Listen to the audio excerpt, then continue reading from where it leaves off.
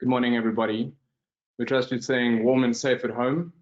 We're just going to allow 5 minutes for the last few people to join the webinar, and we will start promptly at 10:05 a.m. Please ensure that you have a pen and paper with you so that you can write down your key learnings. We also have the ability for you to ask questions, so please do feel free to do that during the session using the question option on the webinar, and we will have a time at the end to answer those questions. Thank you.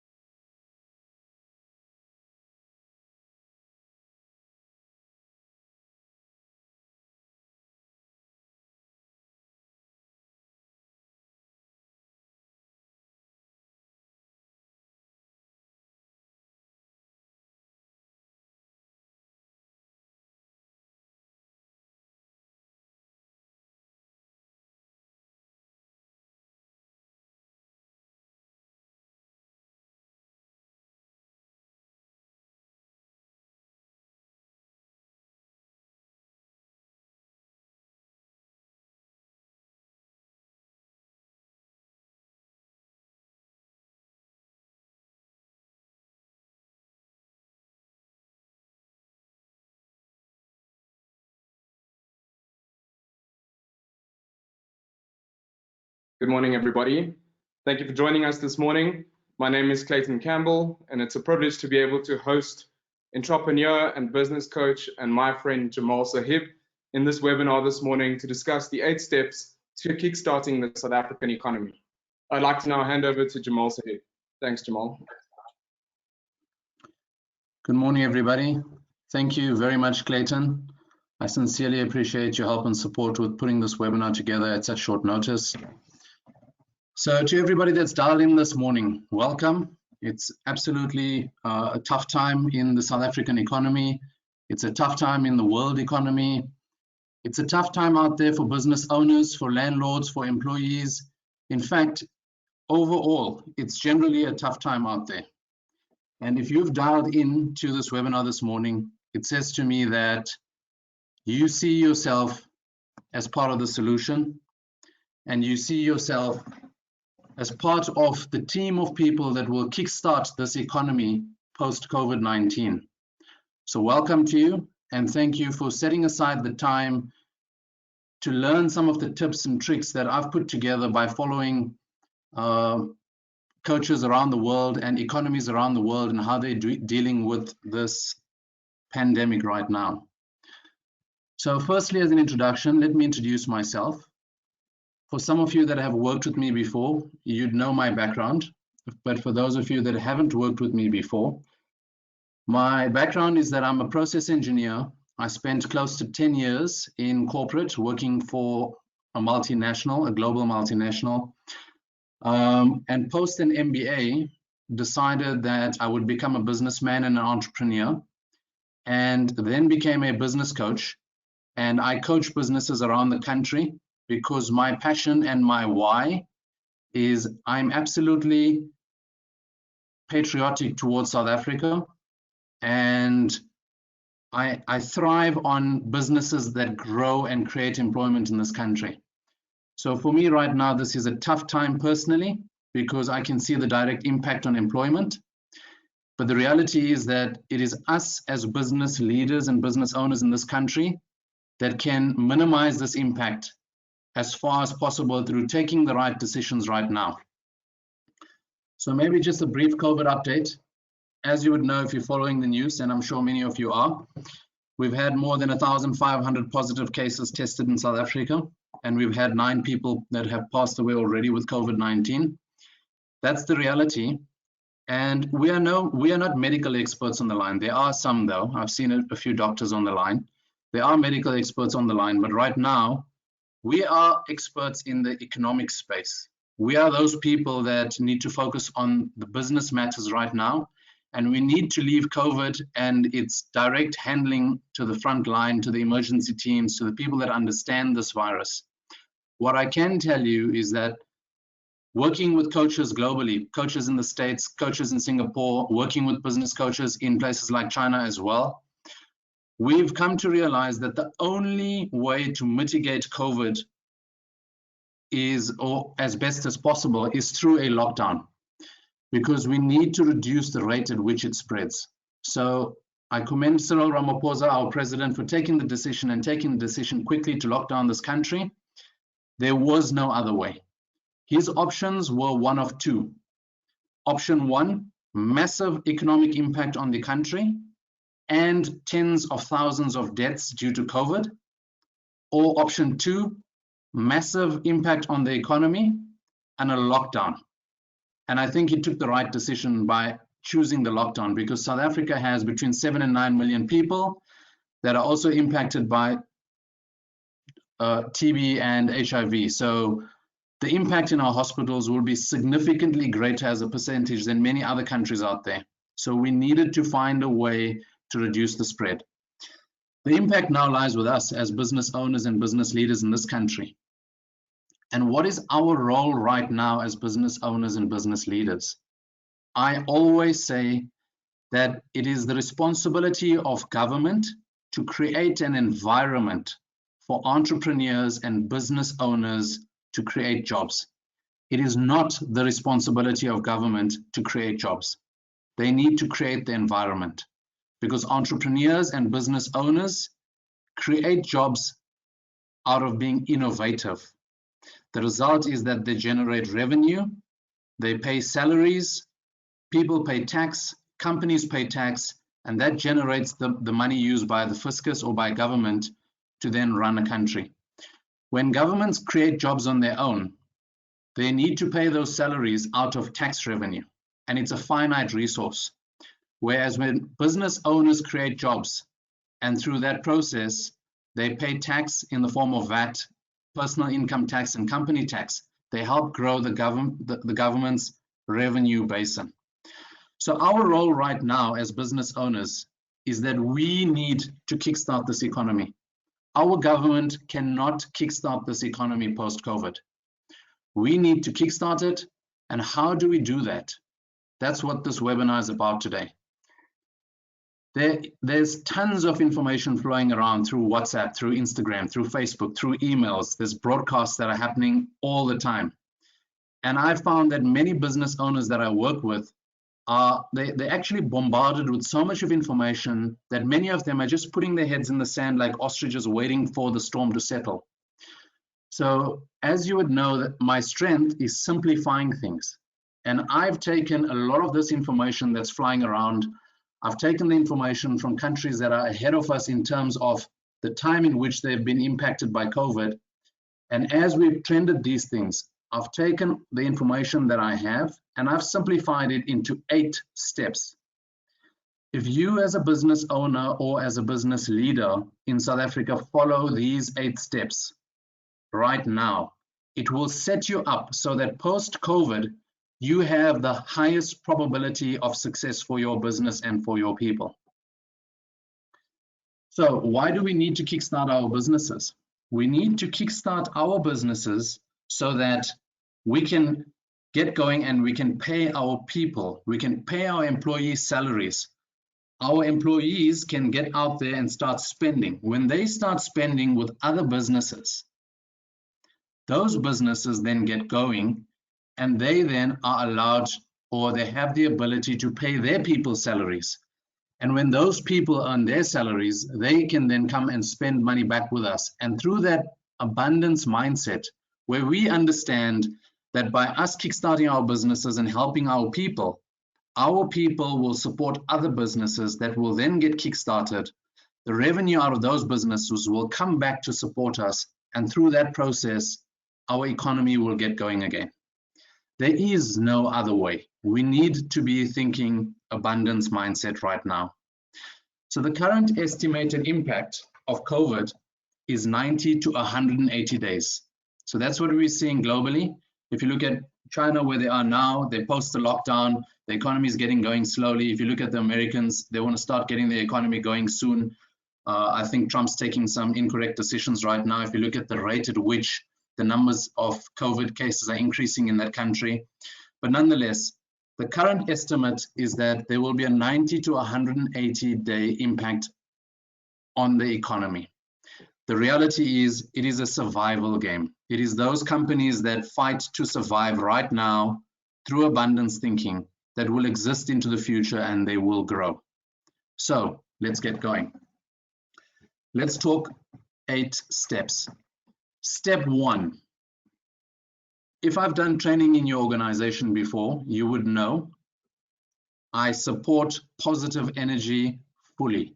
So step 1 is cut the negative energy. We know that negative news sells. So you will find negative posts on all of your social media platforms, on WhatsApp. You'll get forwarded the dreariest, darkest stuff. Stop following the negative stuff, guys. It's a conscious decision. You can stop following the WhatsApp groups where you keep getting negative information. Stop following people on Facebook and Instagram that I call bucket dippers, those people that only complain and they speak about the doom and gloom. For some weird reason, they get some sense of comfort out of sharing negative stuff. I call those people bucket dippers because they dip your bucket by sharing negative information. But at the end of it, it is impossible that they could possibly feel any better. They too feel like junk. So there's 2 parts to this actually. The first part is you need to cut the negative energy out of your life. Delete those people from your networks. Stop calling those people that drain your energy. But you also need to ask yourself that difficult question. Are you one of these people? Are you one of these people that are forwarding negative information to everybody? Are you that person that's screenshotting and posting stuff of negative statistics or stuff that's happening around us all the time? Are you part of this problem? And if you are, you need to make a conscious change in your mind that says, from today, I'm going to stop doing this. What's worse is we have people that have dialed in. By the way, we crossed the 400 mark with registration, so we're probably close to 400 people that have dialed in. There are definitely people in here that have been sharing fake news. Are you verifying news before you forward it out? It is your responsibility to stop forwarding negative information. Now, as a business leader, you actually need to be what I call a bucket filler. A bucket filler is that person who carries with them positive energy. And if you are a successful business owner and business leader, you would find that the times in your business or in your life where you have been most successful can be directly correlated to when you were a really positive person. So be that bucket filler, because the people around you that look up to you, the people that rely on you for their salaries, the people that rely on you for your support, need you to be that sense of positive energy right now. So step one, simple. It's a conscious decision. Cut the negative energy. Ask yourself the difficult question. Are you a bucket dipper right now? And if you are, make the conscious change and become a bucket filler for the people around you right now. Step two, if you've read my book, this picture comes straight out of my book, Start with the End in Mind, and I call it staying above the line of power. I have found that there are two types of people in the world. There are successful people and powerful people, and there are unsuccessful people. The people that are successful, I find, live their lives above the line of power. Those people take ownership, accountability, and responsibility for every part of their lives. Those people energize other people and they energize teams. So let's use COVID-19 as an example. If you have dialed in, there's an extremely high possibility that you live your life above the line because you have dialed in to take ownership, accountability, and responsibility for kickstarting the South African economy and for kickstarting your business so that the people around you can be kept safe. None of us are directly responsible for COVID-19, yet we find ourselves on the line, listening and learning, making notes and finding ways to take ownership, accountability, and responsibility to kickstart this economy. So I want you to share this thinking with people far and wide. We need to stay above the line. We cannot blame, make excuses, and live in denial. Because the time taken to blame other people, to make excuses for why you're not successful or why you're losing money, and the time taken where you live in denial, where you lie to yourself for so long that you start to believe it, is time that you could have used to take ownership, accountability, and responsibility to kickstart your business and this economy. So for step two, staying above the line, we need to take ownership, accountability, and responsibility. We need to, as business leaders, be confident for our people. We need to be passionate about our businesses, about South Africa and the future. Now, for many of us, we are where we are today for a number of reasons. Some of it is for the people that we have surrounded ourselves with, but a significant component is also because of South Africa, our country where our businesses run. And it's time now for us to be passionate about our country so that we can give back for all of the good that we've managed to get out of our businesses in this country. And why do we need to stay above the line? Because leaders are courageous. And because our people are afraid. They need for us to be courageous right now. They need for us to be confident right now. They need for us to take ownership, to help to fix this economy and our businesses right now. And when I say our people, I mean all of the people around us. I mean the people in our businesses that report to us, the people in our homes that look up to us, all of them are afraid because they are uncertain of what the future holds. And we need to be confident, passionate, and courageous right now. We owe that to them. And that's step 2. Step 3. Lockdown does not mean do nothing. In fact, it means that we should be planning more than ever right now. Lockdown means we need to be staying away from people. We need to be staying at home. It does not mean that we need to be doing nothing. In fact, as business owners and business leaders, we have more work right now than we had when the economy and when the country and our businesses were running with no issues. So let's talk planning. We need to be planning for our loyal team members right now. We need to be planning on how we will assist them to survive during this turbulent time. I mean, there are many questions around how do we pay salaries? Do people go on paid leave, unpaid leave? How does that work? We need to be sitting and understanding how we will assist the loyal people in our teams to survive this time. We also need to be giving them that sense of security and comfort with timelines for them to understand the impact on the business and how this will impact them. Do they know that we are planning for them to be helping us to rebuild our businesses post-COVID? So we need to be planning for that and having those discussions with them. As part of our planning, we should be tweaking, we should be changing, we should be flipping how we do business. Now is the time. We should be planning these changes. If we have manual systems for people to order product with us, if we are B2B customer, if we are B2B business, and other business, we're still calling other people by telephone every Tuesday. Hi, I'm calling from XYZ company. What order would you like to place for delivery tomorrow? We should be tweaking and changing that system now because we have the time to plan the implementation of that system. The reality is that post-COVID, business will never be exactly the same again. Everybody needs to look at ways to move digital. We need to find ways to move digital with components of our business, and we need to do it right now. There's software available out there that we can look at implementing where we can integrate our smartphones with our tablets, with our laptops, so that we reduce the amount of work that needs to be done. We do it once when we're on mobile, it's uploaded to our laptops. We need to be looking at software that does things like that, and we need to be doing that right now.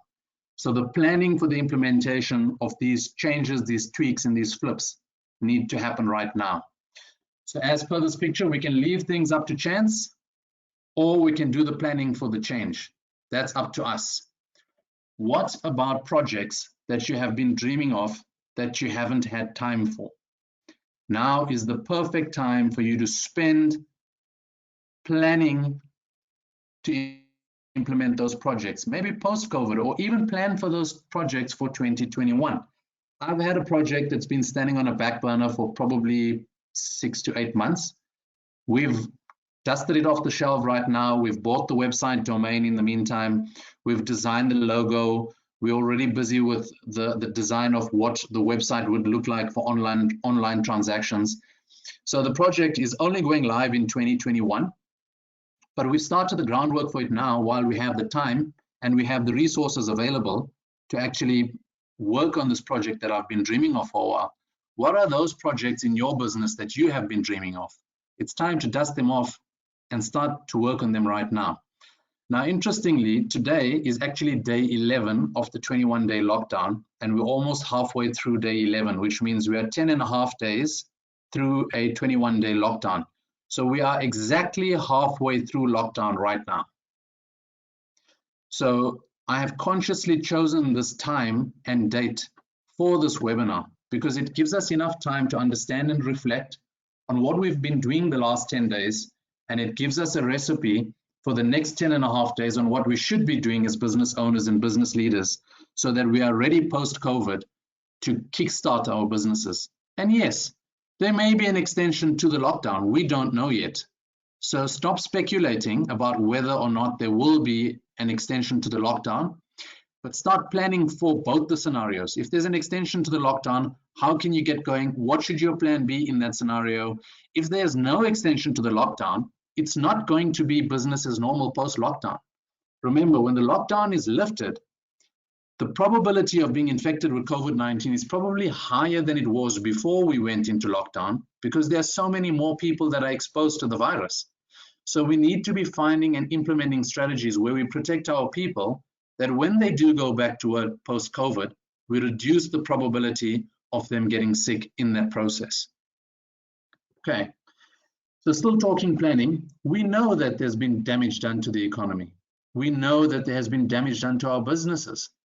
Are we, through Zoom or Skype, getting our leadership teams together to understand what is the damage that has been done and what is our growth and repair strategy for the damage that has been done for 2020 in our businesses? If we haven't done it, why have we not done this? But that's not as important. Let's focus on, if we haven't done that, let's set time and dates with our teams so that we can start to write down our repair and growth strategies for our businesses. Now, right now, we should be planning 7 days ahead, every week, until we are out of the danger zone for our businesses. We need to have a 7-day plan every week. So by Friday, we should know what we're going to be doing for the next 7 days. We also need to break the plan down per day. People need to understand what are the achievements per day, per person that we are going to be looking at. Critically important is that we need to have a daily dial-in meeting with our leadership team of our business. And I highly recommend 8 a.m. for this. And why? For a number of reasons. Number one, it's so that it gives people a sense of purpose. People wake up in the morning, they have a shower, they have something to eat, they get rest, and they dial into a meeting at 8 a.m. From that, people are aligned for the rest of the day. How much of time will they be spending on work? What actions are due from them for that day? And yes, people are working from home, so there's opportunity for them to also spend time with their families and have lunch with their families and do all of those good things as well. But if we have a daily dial-in at 8, people are then able to plan the rest of their day and not just wander around as though, nothing's happening out there. And then finally, we need to be updating some of the systems and the way we do business. So I'll use a simple example here. Some of my clients have really outdated creditors recon systems. And often at the end of a month, they overpay or they underpay suppliers. Now is a good time to pull your team together and implement a world-class system for a simple thing like a creditors recon. And that will save you tens of hours each month in the future post-COVID. Step 4, we need to talk money, guys. We need to talk money. The reality is that the money is still in the system somewhere. So yes, there is a blockage, but the money is still in the system and the money will start to flow again post-COVID. What we need to understand is that the money might not start to flow in exactly the same place where it flowed before. So we need to be ready to find where the money starts flowing post-COVID, and we need to be ready for that. Talking money. Now is a critically important and a really good time to be looking at costs. Often, as we run our businesses and our businesses grow, our costs escalate. We may have signed contracts 2 years ago for data or mobile contracts for our leadership teams, and those escalate with time, but we get so busy running our operations that often we don't have time to go back and relook at these and renegotiate these. So this is a really good time to be looking at your bank statement, look at the debit orders that are going out, try to understand what are they for, which of those can be reduced, which of those contracts can be renegotiated. And a good friend of mine yesterday that I had a discussion with reminded me of the 80-20 principle. Here we apply what we call the 80-20 principle. If you look at 20% of your expenses or your expense lines, they will contribute to 80% of your expenses. So generally, if I have to thumb suck, in most businesses, it would be salaries, rental, and perhaps bank repayments. Those 3 or 4 items would make up 70 to 80% of your expenses per month. So it's now time to focus first on those things that have significant impact. And after that, if we still have time, we look at the smaller things where the impact is not as huge immediately. We call that the 80-20 principle. I'm not sure whether now is really the time to be looking at how much of money we spend on tea and coffee and stuff. But yeah, I guess in 7 or 8 days' time, when we're done with the big stuff, that's also stuff we can start to look at. So please start to look at your expenses and push your costs down. That is basic management accounting that should be done every quarter in every business. Now we have the time for it. Then we need to be looking at 90-day planning with accurate cash flow projections. So also from a discussion with one of my mentors, we've agreed that it's critically important right now that we should be planning for 90 days cash flow. We need to understand in the next 90 days, what are some of the things that we are going to need to pay for? What is some of the money that we can expect to come into our businesses from either from sales or from debtors? Have the discussion with our debtors to understand if that cash will flow and what percentage of that money we will be getting in what timelines, and use that information to start planning your cash flow. It would be really sad if 60 days from now a business runs out of money completely and has no access to funding, because I mean we all know that's the end.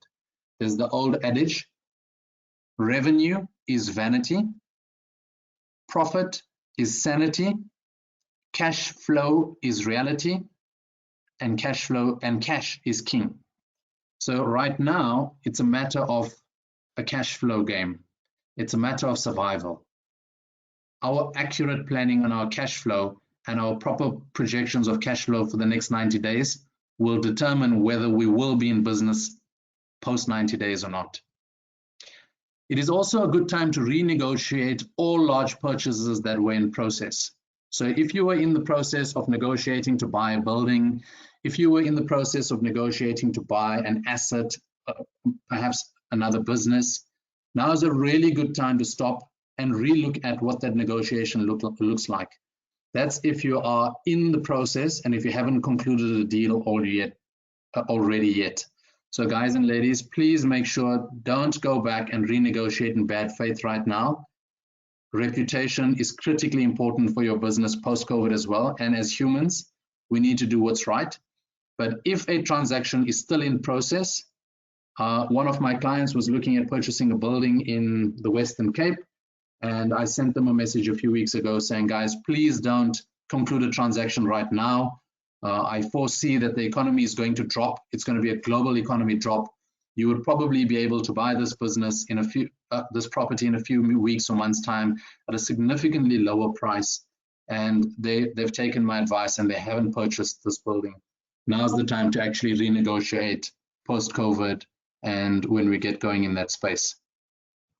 Still talking money, you need to allocate a task for one key employee in your business. And this should be somebody in your finance team, perhaps your finance manager, or if you're a large independent that's doing significant numbers and if you have a CFO, you should dedicate one key employee in your finance team that will look at every government funding opportunity as well as every opportunity for interest-free loans or cash flow opportunities. Yes, I have many clients that don't like taking handouts and they're like, no, we're not up for government handouts.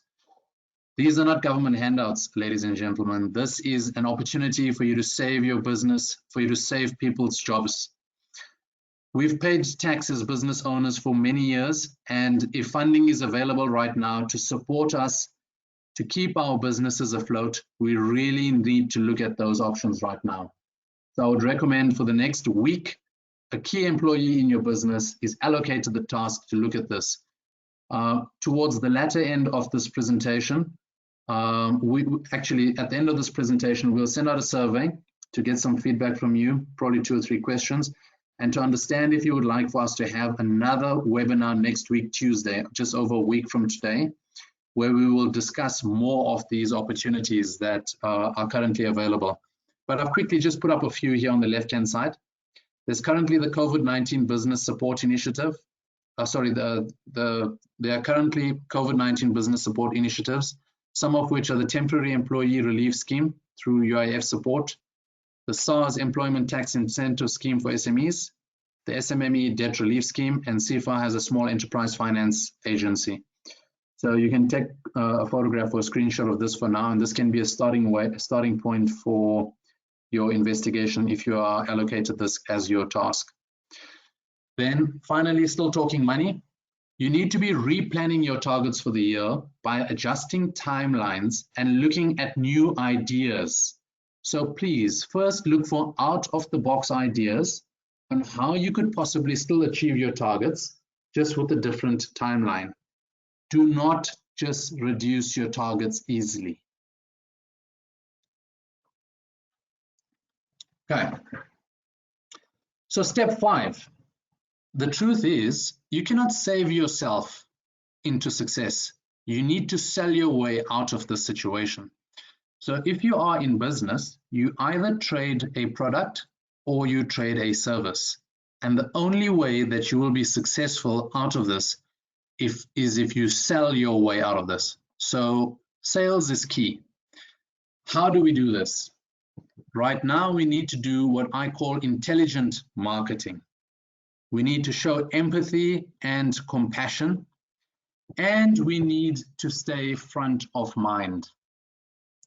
So I received an email from one of my suppliers the other day because I operate in the B2B space with my hardware stores. And the email was from a supplier, and it's like, oh, if you buy now, you can have a 5% discount and you can pay after COVID. And I thought, well, this is not really what you should be doing right now. Yes, we need to find ways to sell, but right now everybody's thinking about ways to actually keep their businesses afloat and keep cash flow afloat. I understand that. But we should be doing more intelligent marketing right now, and we should be showing empathy and compassion. So a company that has done a phenomenal job of this in the last few weeks, a company that has grown to more than 1,000 outlets and globally, all over the world, a company that is South African that I'm really proud of. And I often ask myself, how did they get there? Now, this is a typical example of marketing where they've followed these 3 key points of intelligent marketing, they've shown empathy and compassion, and they've stayed front of mind. I'm going to play a 2-minute video clip of an advert that they put out that gives me goosebumps every single time I watch it. And this is some food for thought on some of the things that we should be doing right now. So if the video buffers, it's probably because of the speed of your internet connection. The video is about 2 minutes long, after which we'll get back into the presentation.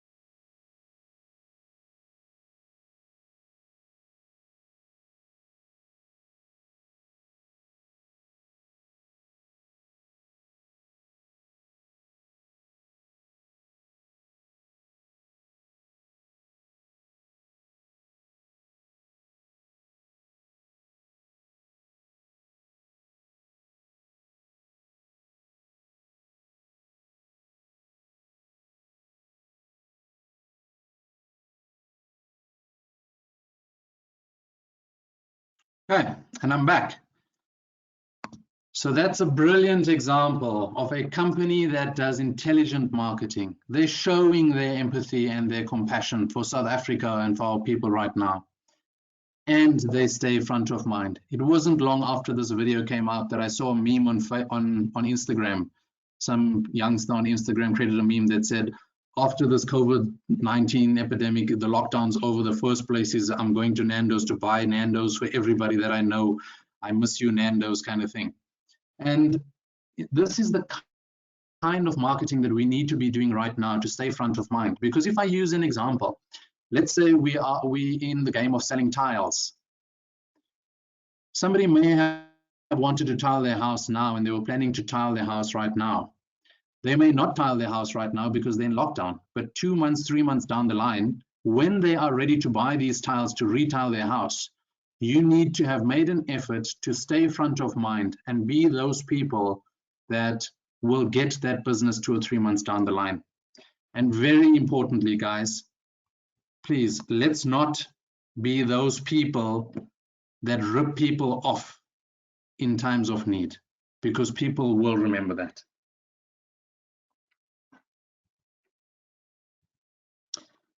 Change up your marketing where possible, because you will need to sell your way out of this. And how do you do that? By delivering it at 150%. Now, if you have a pen and paper, please make a note of this.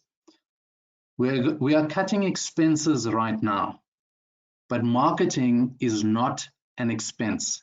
If marketing is done correctly, it is an investment. We need to understand that the size of the pie is shrinking. And when the size of the pie shrinks, we need to do more marketing so that we can get a bigger piece of a smaller pie. So post-COVID, you need to be planning to be spending 150% of your marketing budget. So for example, if historically you spend 20,000 Rand a month on printing flyers, then post-COVID, you need to still spend 20,000 Rand a month printing your flyers, but you need to spend another 10,000 Rand doing digital marketing of some sort until you find your feet and your space in that part of marketing. So that's important to note. Post-COVID, when you're doing your 90-day cash flow projections, please remember to include increasing your marketing spend over the next 3 to 6 months. Step 6, communication is key. Who must you communicate with right now? Your people and your teams, your customers, your suppliers, your landlords, everybody and anybody who is important in your business, you should be communicating with them right now. And when I say communicating, I don't mean we should be forwarding them memes and junk that we get through WhatsApp and Instagram, guys.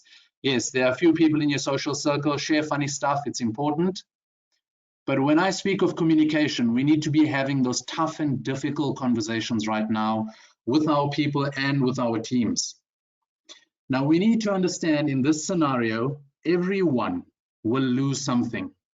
Whether you are a tenant, whether you are a landlord, or whether you are an employee, you will lose something because the economy right now is broken. Now, if we look at it, most often, or quite often, a business owner is a tenant, and a business owner receives their income or revenue through trading.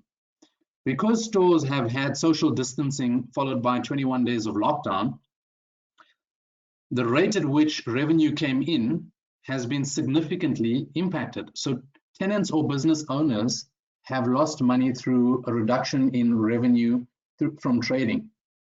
So tenants are in, or business owners are in the business of trading to generate a revenue. Landlords are in the business of receiving rental. That is a landlord's revenue channel. They receive a rental from a business that is trading in a premises that belongs to them. And employees receive a salary because through the work done for a business that generates revenue for the business, the employee gets paid a salary, which is the revenue of an employee. Now we need to understand. Now I wear two hats. I wear a hat as a tenant because in some of our retail businesses, we pay rent to a landlord. And in other scenarios, I'm a landlord where I collect rent.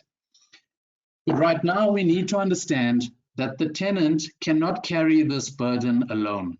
So I've seen letters out there from landlords saying, not negotiable, you will pay your full rent.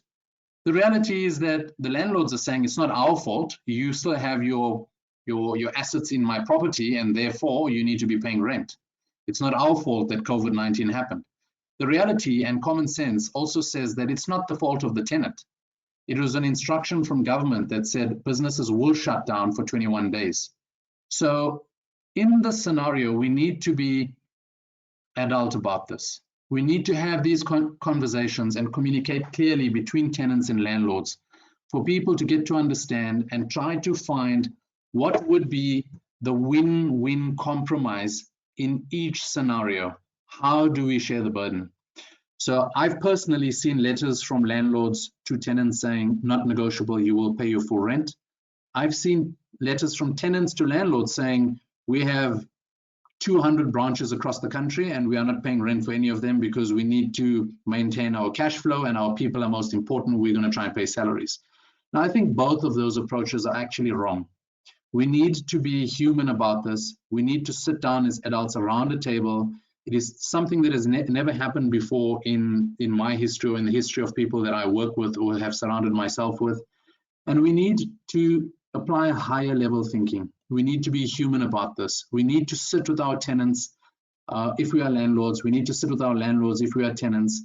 And we also need to sit with our employees separately and get them to understand and find a win-win space where we share the burden and the impact of this. And communication in this space is key. Finally, even during this time, we will find small wins. There might be projects that we get off the ground. There might be logos that we design that look stunning. There may be an online platform that we get going during this time. When we have these small wins, please remember to communicate it with your team and celebrate this small win. Celebrate these wins so that they can roll up like a snowball and have a massive impact for everybody. We can take every piece of good news right now. Step 7. Amongst every crisis lies opportunities. Look for opportunities in your industry. Your competition may be sleeping because many of them may not have dialed into this webinar. So it's time to give them a run or buy them out on the other side of this. Your customers may be under pressure, especially if you're in a B2B relationship. You may be supplying a retailer and your retailer might be under pressure. Perhaps it's the time for you to buy them out post-COVID-19. In fact, maybe some of your suppliers will be under pressure post-COVID-19 and it could be an opportunity for you to buy them out. So as a business, if you buy out some of your suppliers or some of your customers, you can do some vertical integration right now.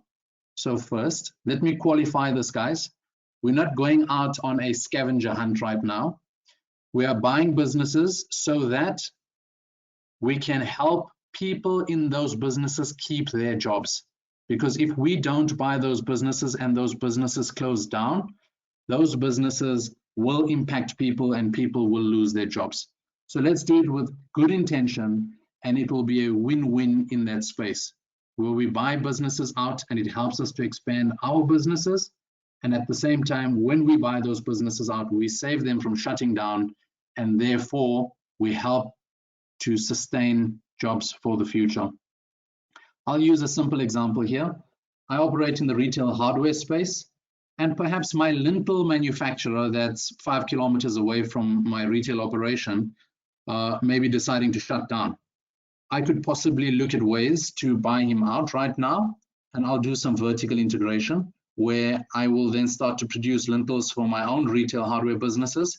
And at the same time, I'll buy out his business together with his customer base so I can continue to supply the customers that he's currently supplying. So I may have the opportunity to rescue that business because in my retail space, I have an added margin that I put onto that product before I sell it out. And I can use that to sustain that business for a period of time until the economy turns completely. So we need to be thinking like that right now. So I said, first, look for opportunities in your industry. Secondly, also look for opportunities out of your industry, but around you. Perhaps there's a building that's going to go up for sale. Maybe you can buy the building and move your office into that building. Perhaps there's a building that's going to go up for sale that you can now afford, so you can move your manufacturing facility into that. Maybe there's a building going up for sale that you can buy and start a manufacturing facility in. So look for opportunities out of your industry, but around you. Cash is king. You will now be able to find bargains. That's the reality. A lot of people that will be cash strapped will be hemorrhaging. Please look for those opportunities and buy them up, and also look for opportunities for win-win. The world economy goes through cycles. 1929, we had the Great Depression. Many people at that time that were stuck in the middle of the Great Depression could not see a way out of it. They never thought that the economy would be able to grow again when they were stuck in the middle of it. But at that time, there were business owners and business leaders that decided that they would push through and they would grow the economy post that Great Depression as well. We are in the middle of the greatest depression of our time. And it is up to us as business leaders and business owners to understand that the world economy, and therefore the South African economy, goes through cycles. We are right now towards the bottom end of an economic cycle, and we need to be those people that turn the cycle so that when the cycle turns, we are those people on the top of the next economic cycle as well. And remember, there are more opportunities created and millionaires made during difficult times than there are during good times. So this is a tough time, but there are opportunities out there for us to think out the box and to change the world for the better again. The world is resting, the world is healing. It's time for us to think out the box so that when we come out on the other side, we can find win-win spaces where we run phenomenal and fantastic businesses and economies without damaging the environment and the world around us. There are also opportunities right now for us to support the frontline essential and emergency teams to contain the pandemic wherever we can. So, Maslow's hierarchy speaks of needs of human beings, and the highest level of Maslow's hierarchy is the level called self-actualization.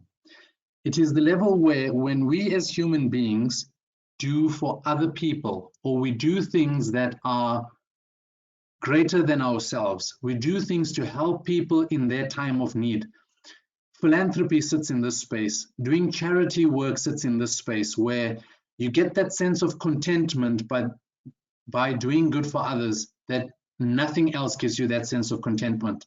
It is now an opportunity for us to put our hands up out there and do more of this. It is time for us to support our frontline essential and emergency teams. It's time for us. We are a poor country. Our economy is a fraction of the economy of other countries around the world.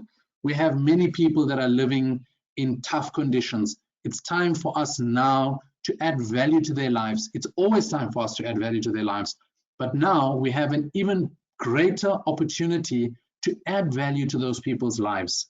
How are we doing that? Are we getting on board with initiatives to donate food, to deliver and distribute meals to emergency teams? How are we supporting and assisting the soldiers whilst staying at home? Those are opportunities that we need to be looking for right now.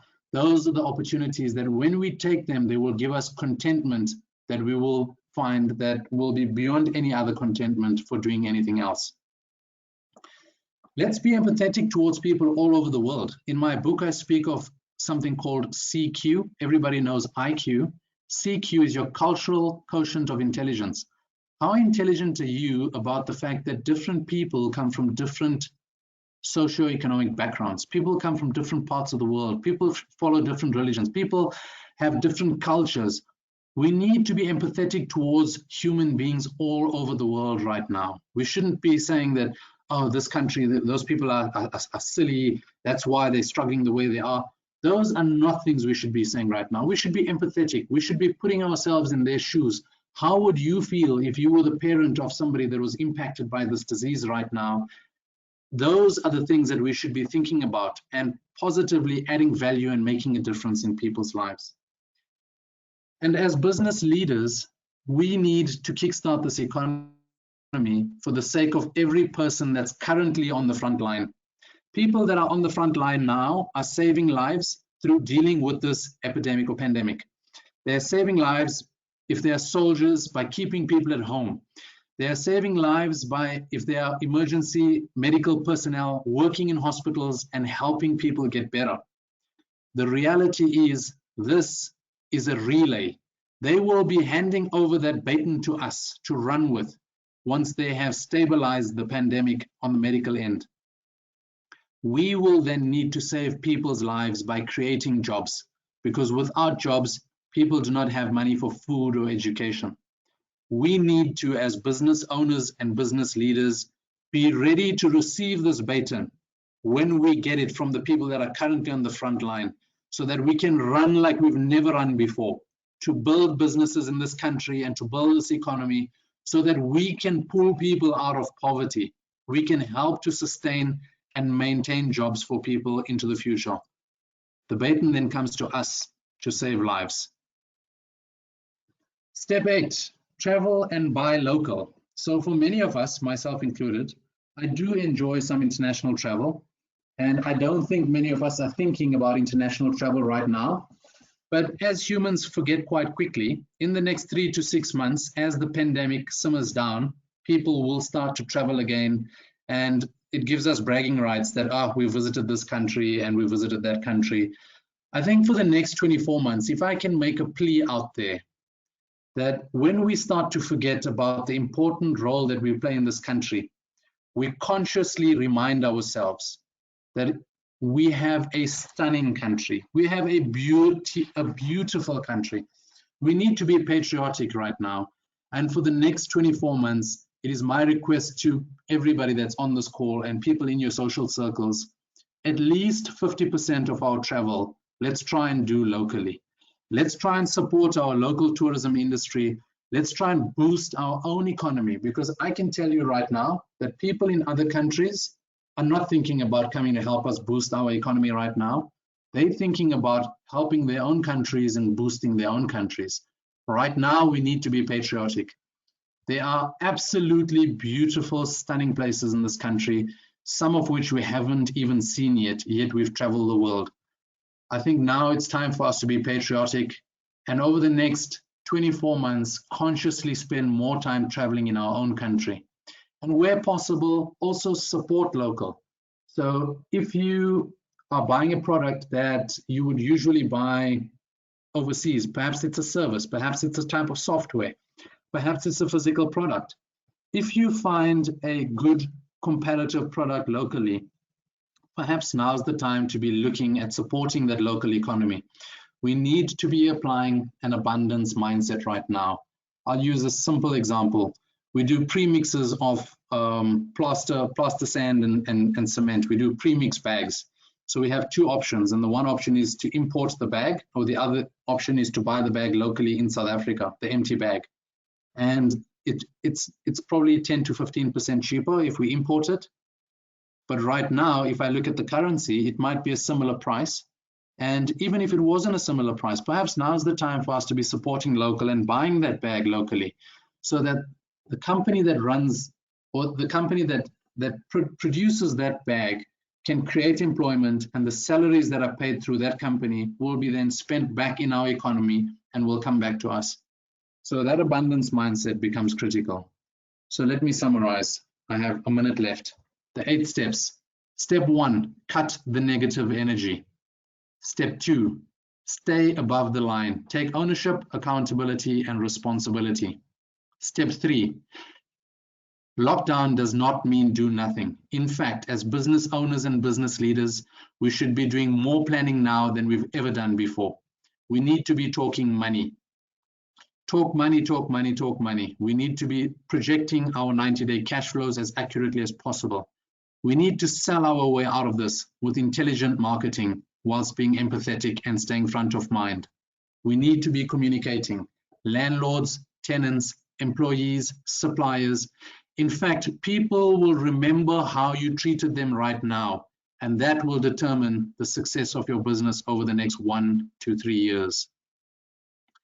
Amongst every crisis lies opportunities. Look for those and travel and buy local as far as possible where you can. That's the end of our 60 minutes. As we wrap up, I'd like for you to please pop, if you would like this presentation, pop us an email at growing@jamalsahib.com, and we will email you a PDF copy that you can share with your friends, your families, and your family members and colleagues. Also, we will send you a short survey with 3 questions on it. And if you reply to say that you would like a follow-up webinar, we will do one next week, Tuesday, which is the day after Easter Monday, the 14th of April at 10 a.m. And in that one, we will cover more information on how to be ready post-COVID. And the world is changing so fast right now. As the world changes, I'll incorporate this into my learnings and we will keep moving forward. And finally, with respect to Q&A, also send us an email to growing@jamalsahib.com and I'll try and respond to your emails as quickly and as effectively as possible. Thank you for joining in today. And if you've learned anything, please share it with the people that are around you. And together, we will kickstart our economy and we will continue to live in an amazing country and do fantastic things. Thank you and goodbye.